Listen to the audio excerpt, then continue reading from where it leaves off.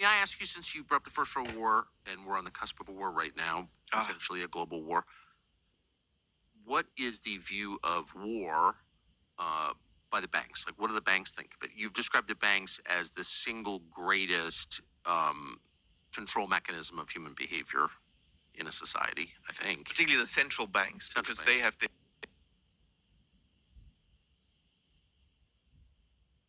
Now, potentially a global war.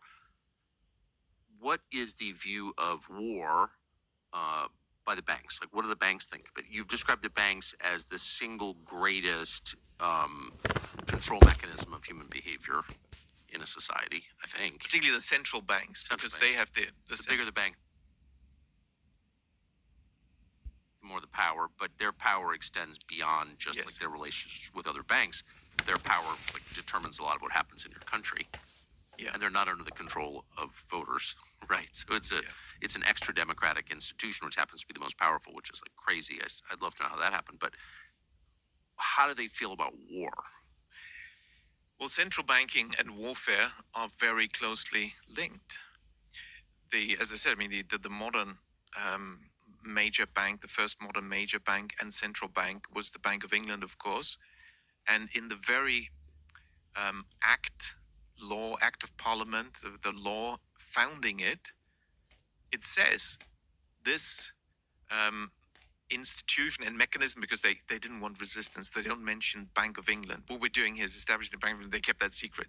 We're doing a new mechanism by these investors to raise and lend a lot of money to the government, namely by establishing a company. Will be allowed to establish a company. That's the Bank of England.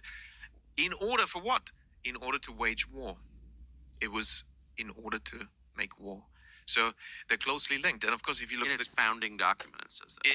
in exactly the Act of Parliament establishing the Bank of England, it said the purpose is to make war. Do you know why the Federal Reserve was established? And there was a rush to establish it for 1914.